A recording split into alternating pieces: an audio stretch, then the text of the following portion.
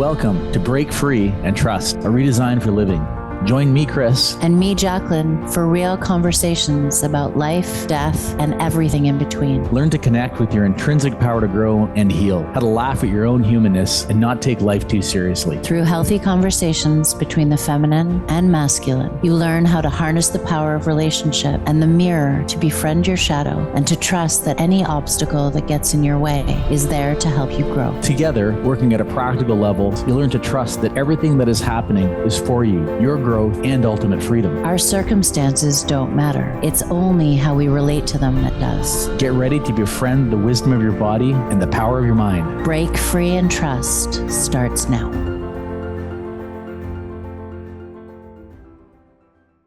Welcome to Break Free and Trust, a redesign for living. I'm Chris. And I'm Jacqueline. And in this episode, we're going to dive into the topic of surrender through the lens of our own lived experience, as well as our experience working with others. In this conversation, we are going to explore what surrender means to us and how it has shown up in our lives.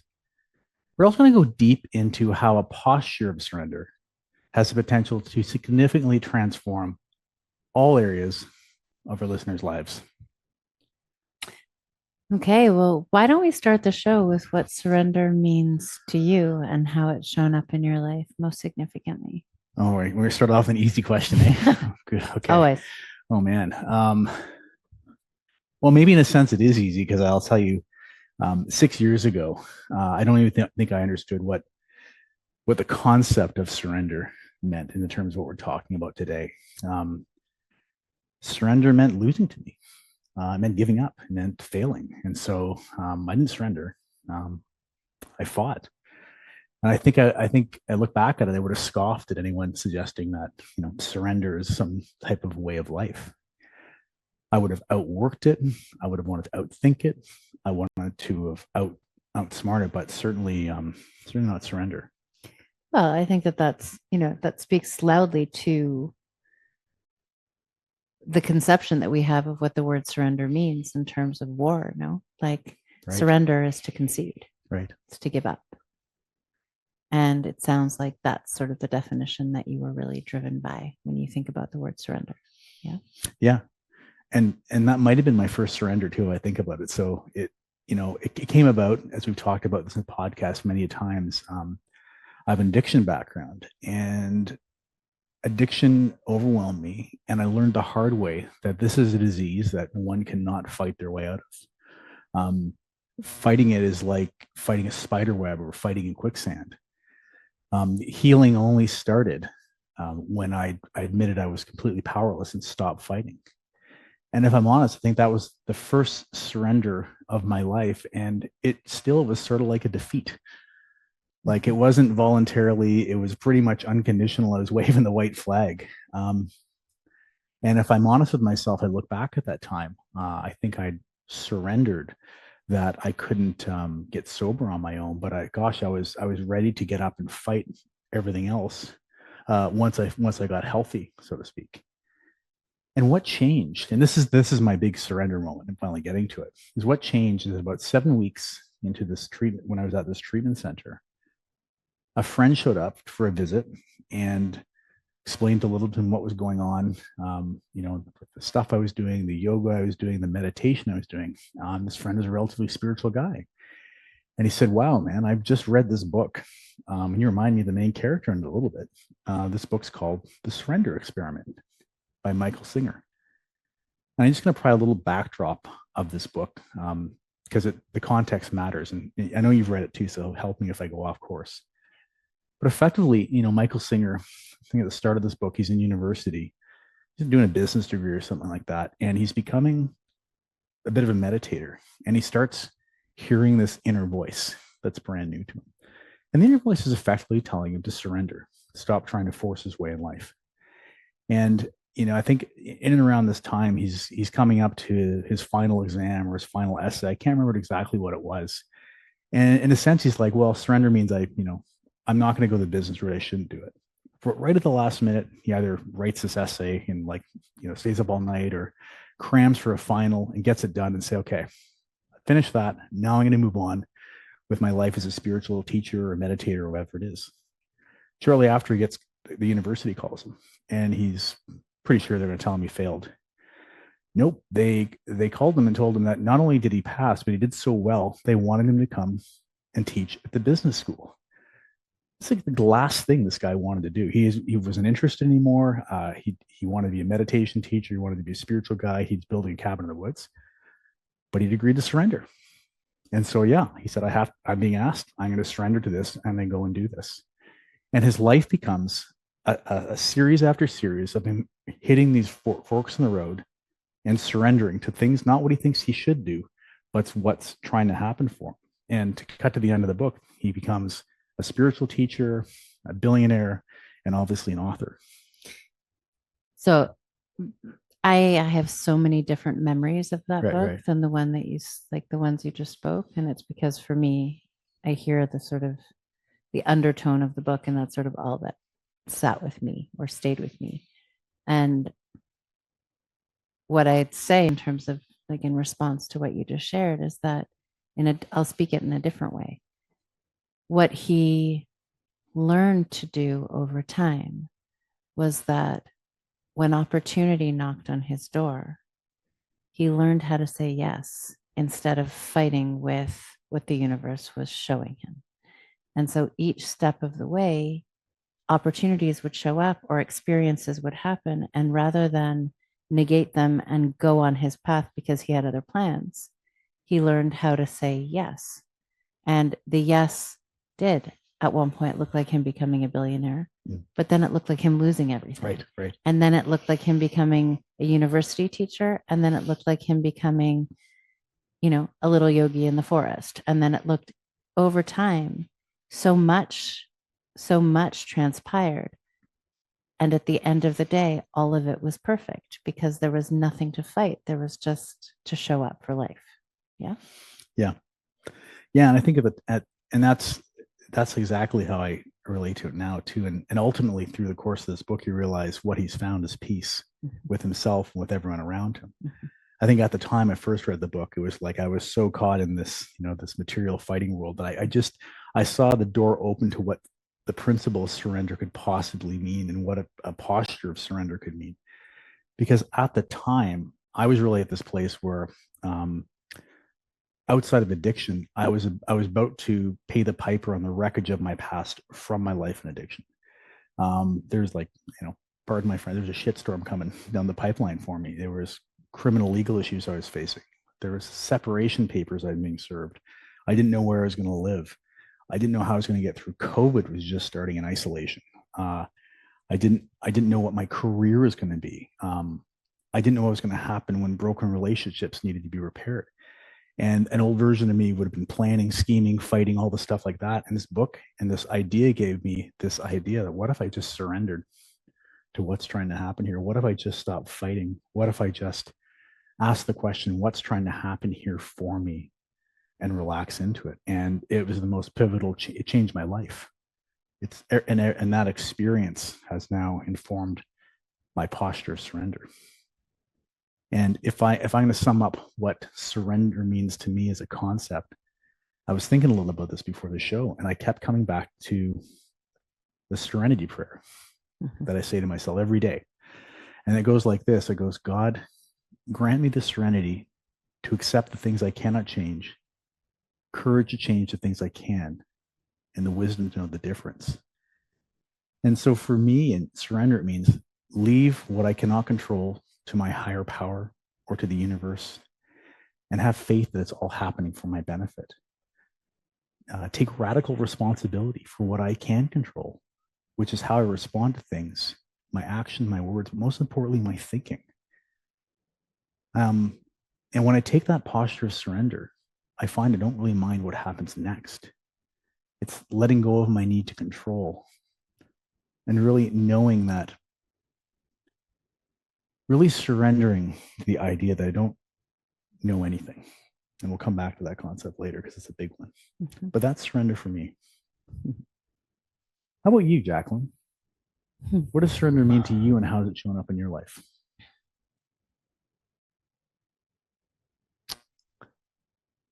It means something similar and totally different Right.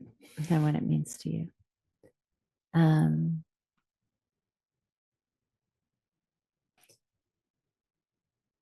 I would say,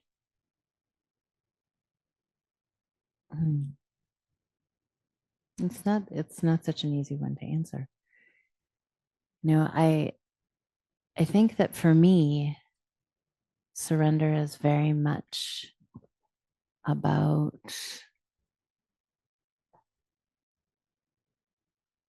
honoring my body. And when I say that, I mean honoring the messages my body speaks.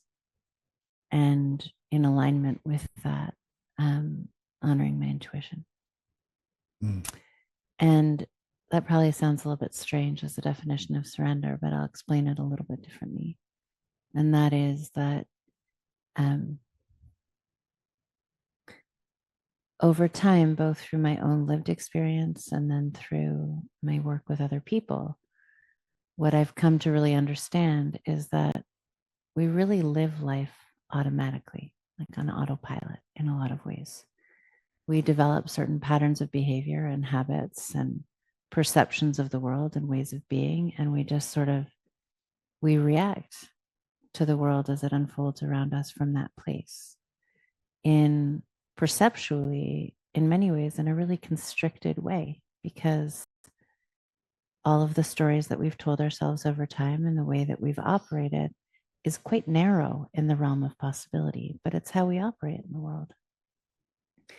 And a lot of what drives that is those deep we can say core wounds or inner child experiences. Those are hard words for me to use because I don't really love using them. Mm-hmm. But I think maybe for our audience anyways, it'll make it relatable. And we're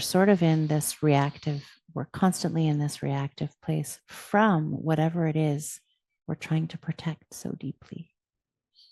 So, the stories, I guess, and maybe what I'll do is I'll take us back a little bit and I'll say that I think one of the first times I truly knew what surrender meant was when I walked away from my marriage. Nobody in my family had ever gotten divorced for as many years as my family's been around. And I was taught that you fight and you work and you push. And I was, my parents modeled that for me. And ultimately, they modeled it for me in a way that showed me what, in my world, a successful marriage looked like. And so for me, it was just try harder, work harder, do more. But my body was screaming at me. So much so, and I think we spoke about this in one of our other episodes. We did, actually. I'm remembering now. So much so that the constriction in my throat became so strong. Like I felt like the life was being choked out of me. That I sort of had this moment of reckoning where it was either if I keep doing what I'm doing, I'm going to end up getting sick and I'm going to die, or I have to make a change. But it also challenges all of the ego structures that we've put in place that define who we are and the way we operate in the world. And so that was a moment where my body spoke more loudly than my ego. And my body said, no, not anymore. And in surrendering to that and actually trusting the wisdom of my body and following its guidance, I stepped away from something which, could have created a massive shit show for me. And in some ways, on the outside, it did. Right. But on the inside, what happened was this profound level of peace. And what I would say now, my understanding of that is that I surrendered my stories of who I was supposed to be. I surrendered my ideas of what made me a good human being. And actually, I found alignment with who I really am. And in doing that, while the world might look like a shit show on the outside, I could walk with grace. And there was something in that really taught me in a really sort of visceral way that inner voice or the sensations in our body as they communicate with us, those for me are my guides. That's what tells me how to operate in the world. And as long as I can live with that guidance, then I'll be okay. And surrender ultimately then became about, how do I be in flow? Like, how do I, because if we are to assume that our bodies are just, is energy, which that's my belief. Our bodies are meant to be in flow. Otherwise, we get stagnant and stuck and we get sick. And so the question is, in any moment, how can I surrender to flow? And flow doesn't always make sense. Flow doesn't always mean that the next decision that you make is the one that the world would think makes sense, or even the one that you think makes sense.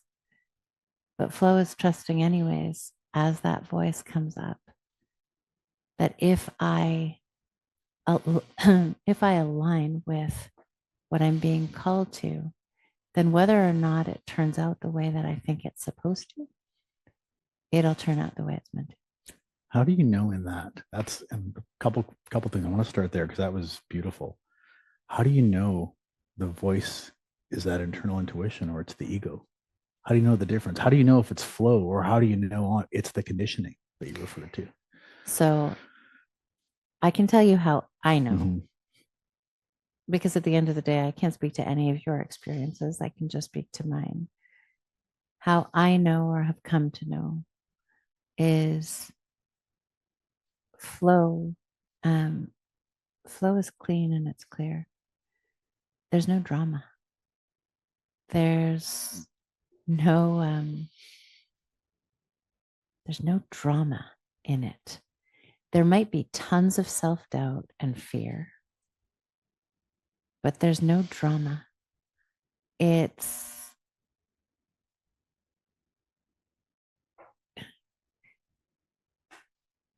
feels like a sword in my experience. Almost like, when you're having, well, I'll use us, when we're having a conversation and one of us is stuck in something and the other one comes and reflects back, but what we reflect back might be a really hard truth. Mm-hmm. Like, it might not be something that either one of us really wants to hear. It might be kind of scary to say, but it's the only thing to say to create movement. It's kind of like that. It's like there's a reckoning that just happened inside my body, and my body knows. My body knows which is the true voice and which is the drama voice. Can you just, before we get too far, I bet our audience really can relate in many capacities to where this shows up in respect to a relationship, whether it's a primary relationship or a friend or whatnot. So can you bring this concept of the flow and the drama back to leaving your relationship? Mm-hmm. Yeah, yes, it's a big one. It's a big one though. But sure. Wow,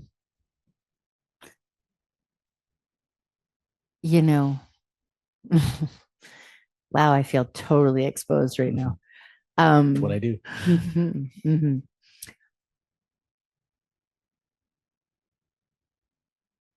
Without getting into too much of my story in this moment, because I think it'll take us away from our conversation. I got to a place in my relationship where for a couple of years, I knew it was time to go. But all of the stories in my head about creating a family and what I thought that I had wanted and creating the environment I wanted for our kids and all the rest of it were battling with me. The grass is always greener, commitment matters, all of this stuff. Um, but life has a really interesting way of working itself out, like we spoke last week when we were talking about the hero's journey. Um, when it's time to do something, the universe really doesn't rest until we listen. And so now I'm in the situation where my ex-husband was really sick. He needed care, and which now made it even harder to listen to that voice, because now all these other voices are waking up, which is you're a caregiver, you're a nurturer, you show up, you stick it out. But something inside of me screamed, no, you don't. And so it made no sense for me, the people pleaser, to walk away from somebody who actually really needed help in that moment. But as I've maybe said here before, if not, I've spoken many times before, the people pleaser became the bitch who left her husband with a brain tumor. And I did. And while my humanity was definitely alive, and when I say my humanity, I mean all of my emotions around how does this land for him, and what does this mean for him, and how is he going to function? There was something else that came alive. And there was this sense of, I have to open my door and walk out in the world with everybody's judgments of me. Everybody's judgments of me. That sounds terrifying. Well, as a people pleaser? Right. Yeah. So surrendering to fear. There is a surrender to fear, but actually it wasn't a surrender to fear. What I was surrendering to was a deep sense of alignment with what was true for me. And it wasn't what people might think was right, but I knew in my bones that it's what I needed to do. And so I remember, like, I would go out to where the kids were going to school or where people that we knew would be. And it would be this posture of like, okay, kid, hold your head up and walk with grace. And, you know, if the shooting rain, like it kind of felt like I was walking through like fire or people shooting on either side. And yet this real sense of we can walk through anything if we can surrender to our truth. Where we get stuck and where we get into trouble is when we're not listening to that and we're not living what's true for us, then drama is all over the place. And so to answer your original question, what I would say is a key to knowing you're listening to your intuition or to your ego is clarity and lack of drama. Another piece that I would definitely speak is when our egos are involved, our tendency to defend and attack is right there. We're in reaction and we're reacting to our environment. When we're in surrender, we're turning toward ourselves. It's something Michael Singer speaks a lot about when he speaks, not Michael Singer, I'm sorry, Michael Brown speaks a lot about in terms of the difference between reactivity and response. It's like reacting to our environment is turning against someone. Responding is turning toward ourselves. And I think the act of surrender is, for me, a turning toward what's true and therefore letting go of the fight and allowing what wants to happen to happen. Oh, it's beautiful. And I tend to see, and I tend to see the world in pictures and things like that. What the picture I saw as you spoke, and maybe some of our listeners relate to this too, when you talked about, the surrender is moving from drama, and it's to what? It's to flow or creation. As I had this picture of the drama triangle, which is the persecutor, the victim, the rescuer, going round and round and being caught up in that. And the surrender is I'm leaving this and I'm moving into creation. And I don't know where it takes me, but it's not this. And I'm going to probably face all my fears and judgments and all sorts of stuff as I leave it into the unknown. But I'm going to surrender to them. I'm going to be okay, even though I don't know what's about to happen. Yeah. And I would probably say, I'd take that one step further and say, I'm not probably going to face all of my fears. Certainly. You are inevitably, you're going to face all your shit because that's what surrender is. It's the letting go of all of the armor that actually keeps you from being in flow. Yeah. Right. I think that's a good place to take a break and come back. Yeah. Let's do that. Okay. We'll see you guys in a minute.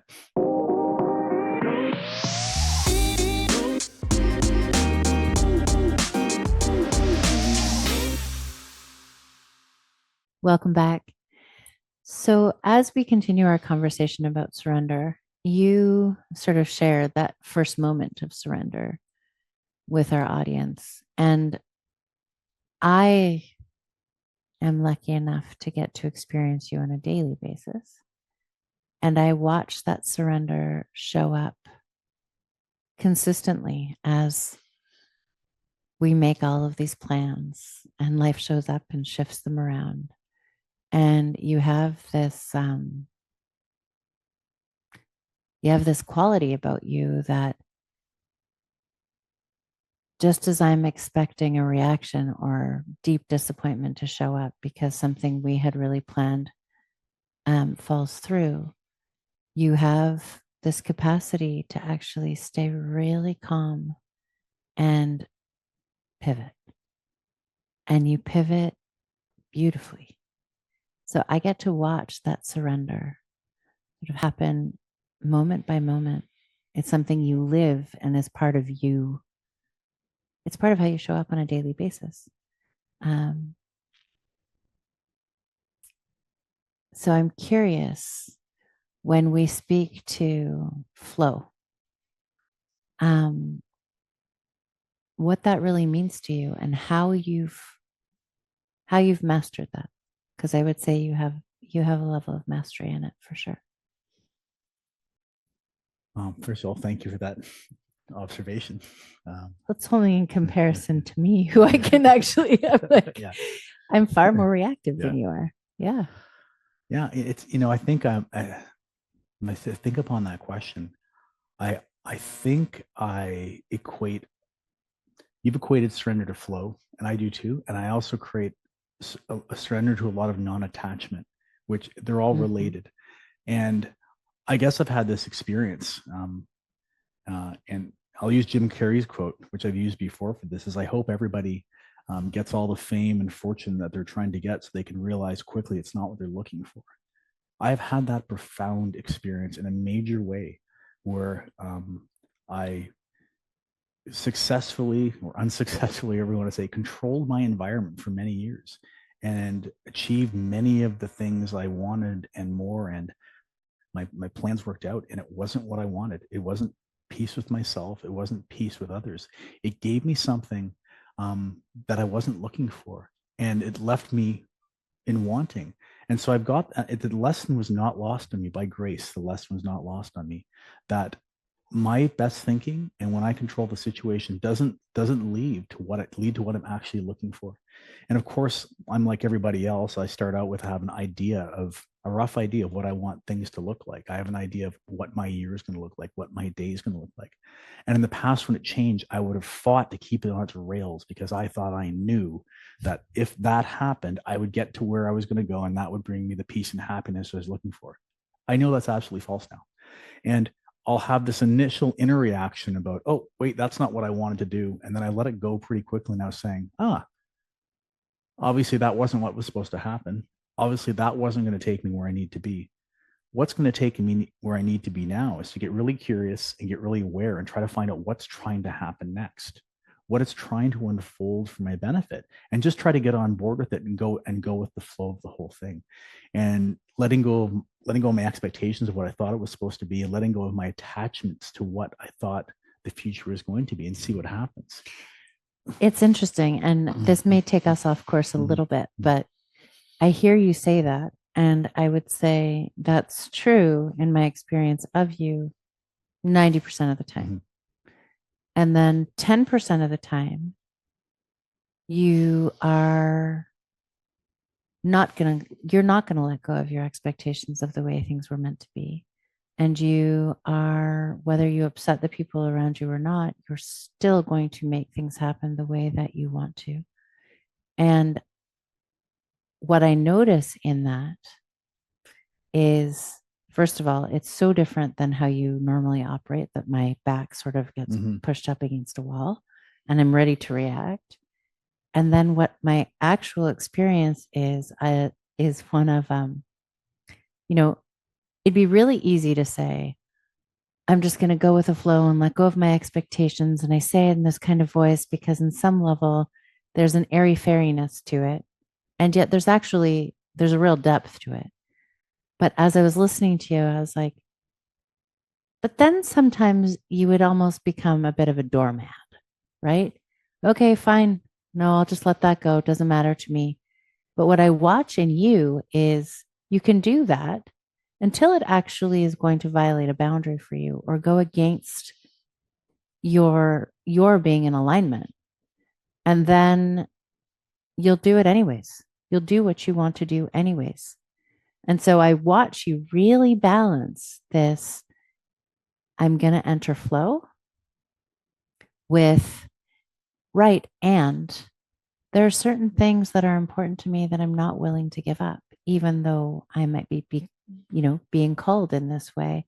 And so I can remain authentic and integrous, notwithstanding. Yeah. It must be kind of hard. It's interesting. It almost takes me back to what I said earlier on about, I invoke the serenity prayer for what it means to me to be in surrender. And it's this demarcation line of I cannot control what's outside of me, which, let's face it, is 99% of what's going on. Is totally out of my control. But I want to take radical responsibility for what I can control.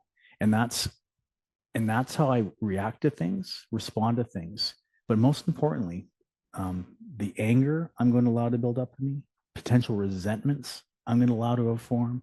So this idea that I'm going to surrender to being treated like a doormat, it's like, I know that creates a resentment. And I know it's just going to be a matter of time before I'm no longer able to be who I want to be in the world because of that. So all this boundary of steel when it comes to that, saying, I can see it right now. I need to take full control over what's going on internally with me by putting a boundary up and saying, I can't do that. That's not going to be my path. And it's a full intuition. And I see that as part of surrender. Mm-hmm. That's beautiful. Yeah. Do you have more to say about how you relate to intuition as it relates to surrender?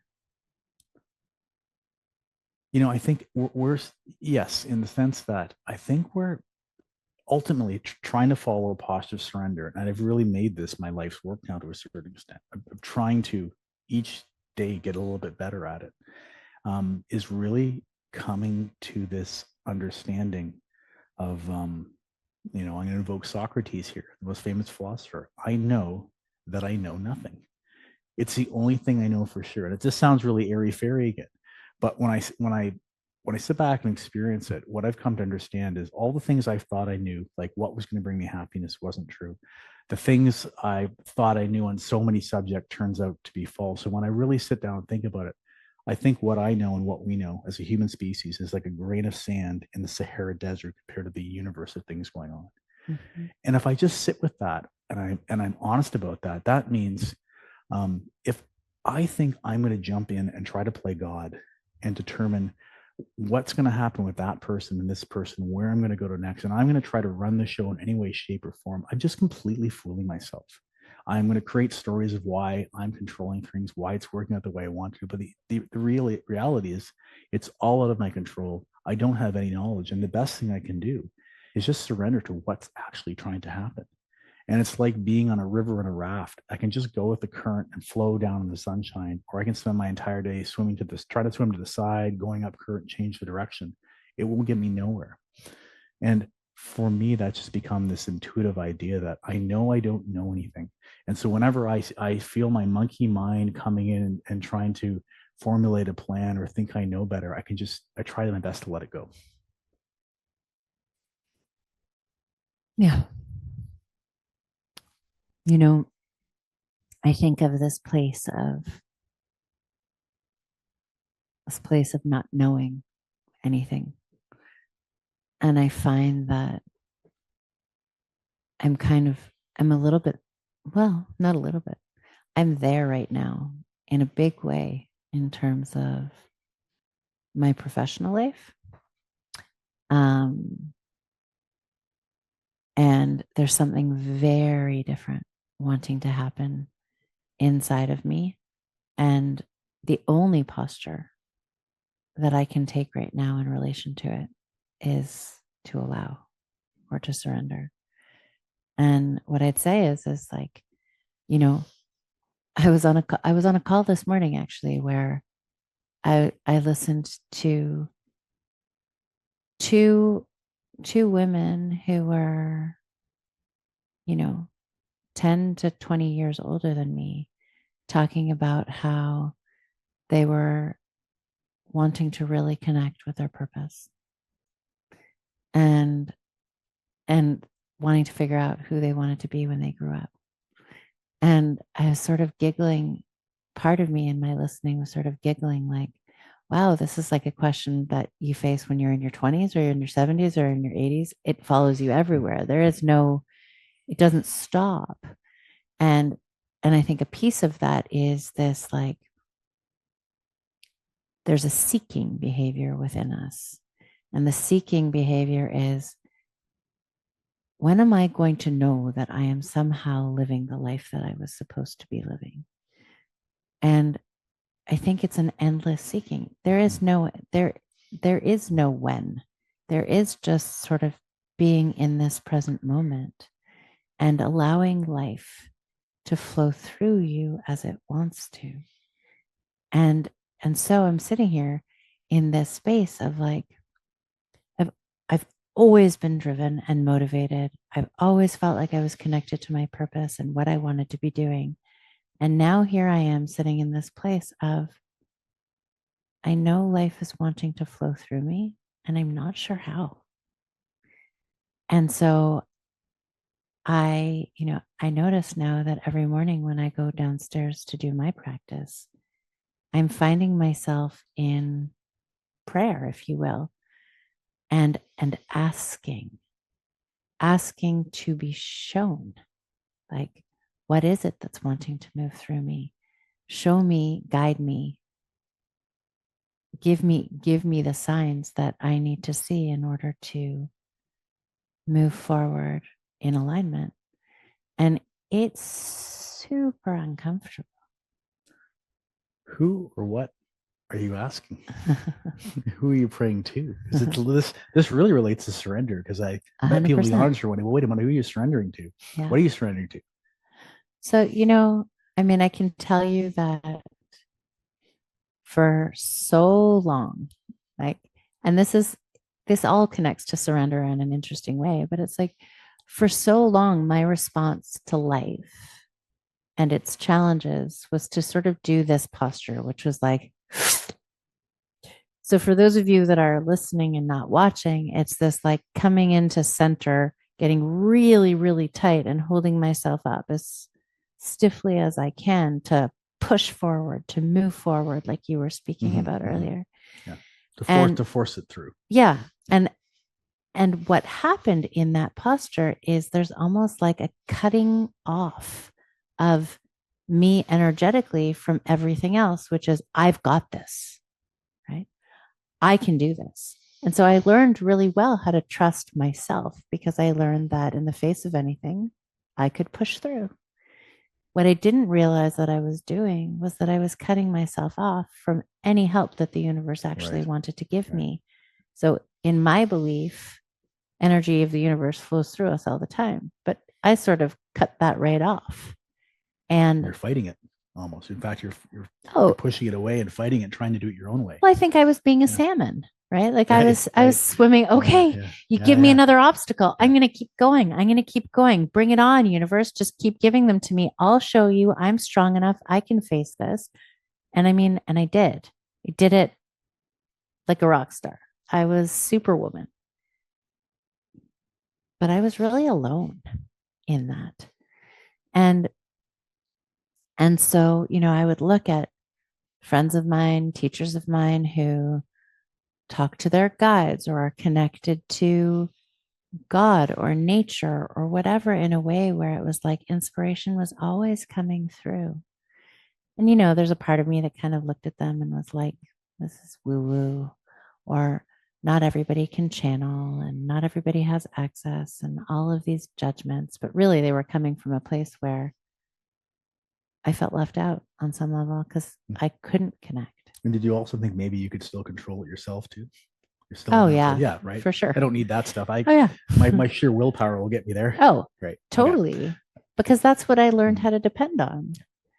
And Well, I now think we're taught that. yeah, I think our systems effectively teaches us that, mastery of willpower and control is what will get you success in life, whatever that's measured by. And it does. And then this exercise of free will. And on some levels, what we're actually being asked is to surrender that and allow the universe to guide us. So what am I doing now? I find myself going downstairs, and before I start my practice, I find myself asking, and I hear myself saying things like, okay, everybody has let me know that you're out there, guides, archangels, God, all of these different sort of expressions of wisdom. Um, I invite you in. I invite you, not just I invite you, actually. I'm making really bold requests. And the request is, please share your wisdom with me in words that I can hear.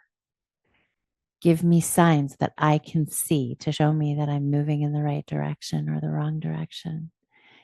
And trusting.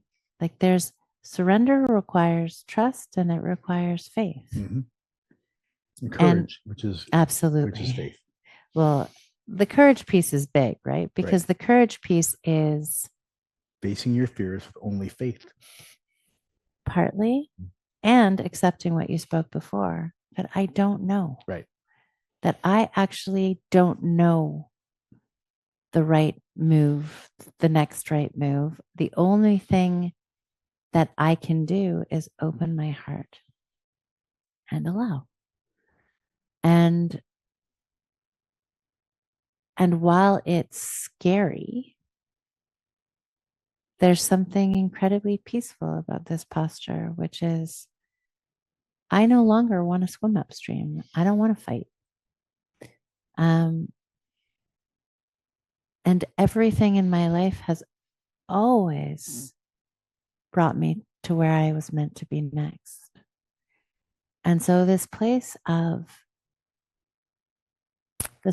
surrender really is deeply connected to this conversation you and I have all the time about the biggest question that we have to ask ourselves is whether we live in a benevolent universe. Mm-hmm. Because the truth is that if we live in a benevolent universe, which I believe wholeheartedly, even though the universe doesn't always feel benevolent, is that whatever shows up next is for us. And as long as I can meet it, and sure, it can create all kinds of reactions in me, but if I can pause and meet it with openness and trust that it's shown up for me to serve me, then I can surrender to whatever it is that I'm meant to learn and continue to flow down the river.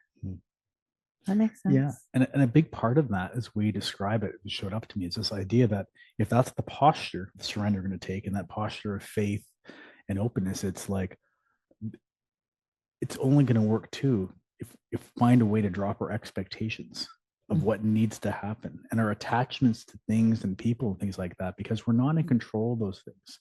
And part of the surrender is it can't, it's just, I'm just going to cause myself suffering if I have all these attachments and then try to surrender, because it's not going to happen the way I think, because I don't know anything. So when you say that, what I hear is, in order to take on that posture, there also has to be a willingness to let go.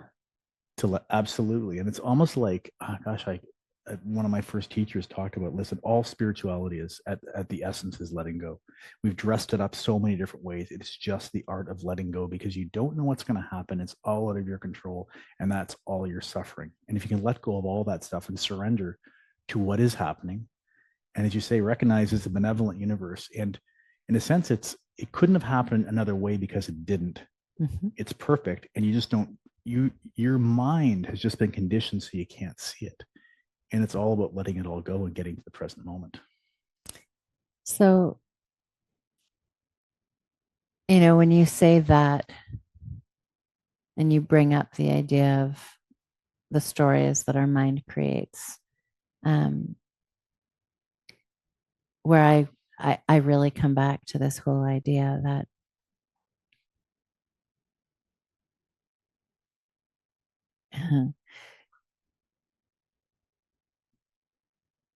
that sensation, like being able to tap into physical sensation as it shows up in the body,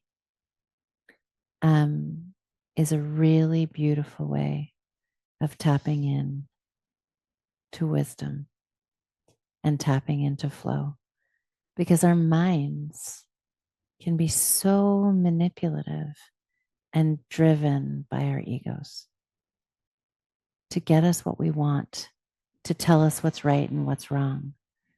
But our body communicates in a really different way, right? I was having a conversation this morning with a friend, and he was talking about some of David Hawkins' work in Power versus Force, and this whole idea that if we muscle test ourselves, we already know totally in what direction to go and what not.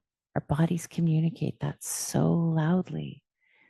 And yet, as we spoke about, I think it was in our second podcast, we override that message to make sense of a message that we want to make, to make it all make sense to us, rather than actually just enter flow. Well, quite honestly, I think we'll even when we're really cut off, we'll use our anxiety and we'll use our fear, we'll use our tension to try to power us. Yeah. Like we're going to be a stress monkey because that's the way I perform. I've heard people say I perform better under stress. Like, no, you don't.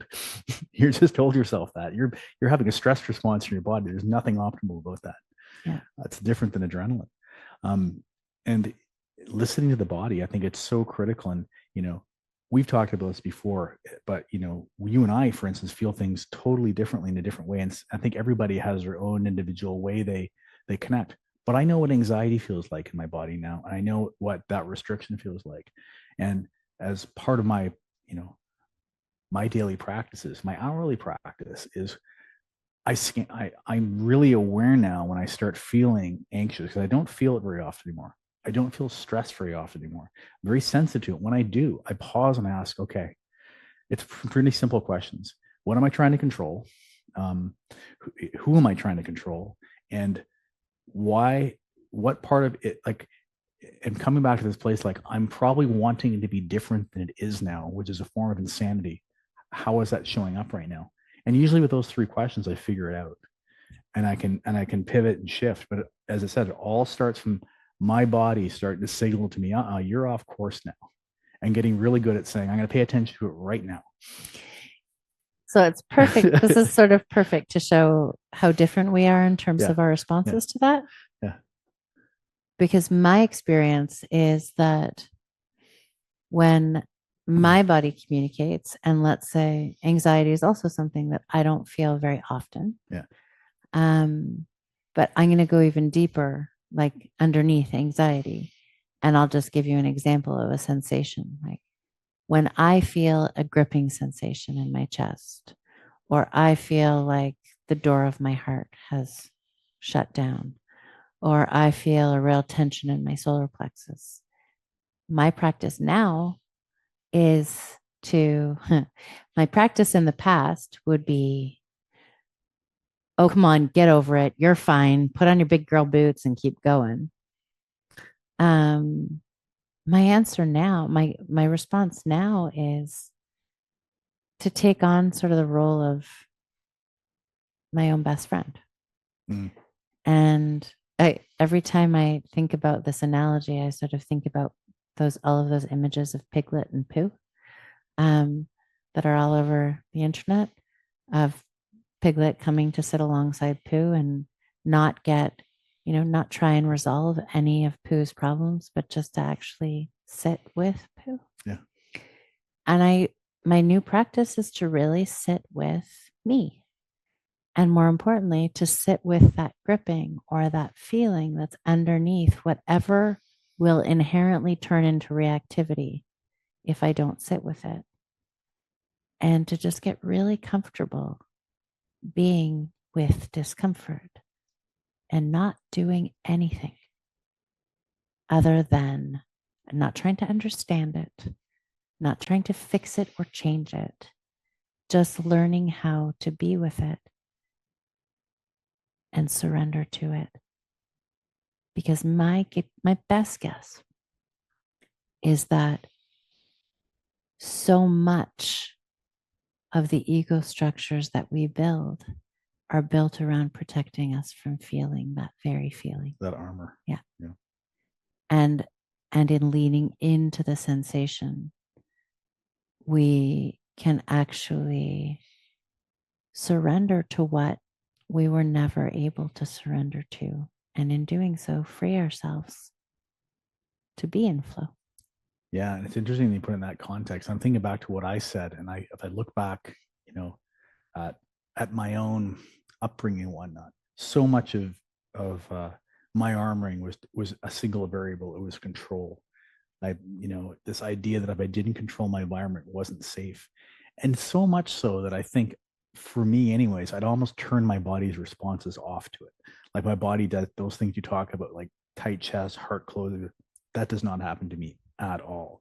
It's a singular response when I'm feeling threatened, is to go in and try to control the situation, manipulate the situation. And that's what I need to be on guard for. That's my armoring.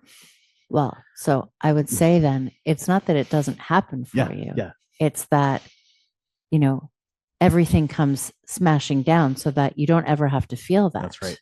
Right. Yeah. That's a better way to say it. Yeah. Right. So it's like, and I think that's true. I think that's true in some way for all of us. Yeah. And what's really beautiful is that what's really beautiful is what happens in our relationships, not just with ourselves, but with each other, when we're willing to be able to actually go underneath a little bit. Because in allowing ourselves to experience the feeling, the sensation, something begins to soften.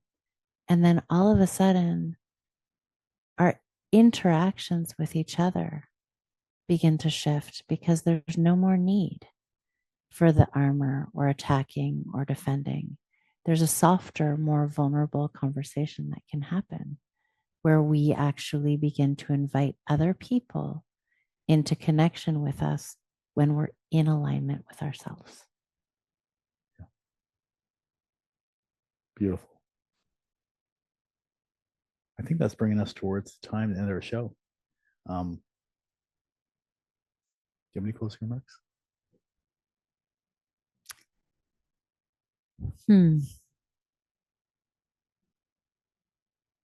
I don't have any remarks. I think what I would love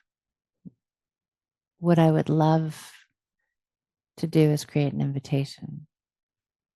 And the invitation, in reference to this whole conversation around surrender, is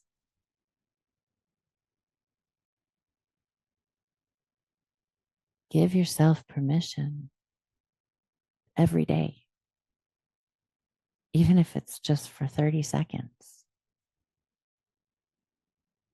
to breathe and be with what's showing up in your body.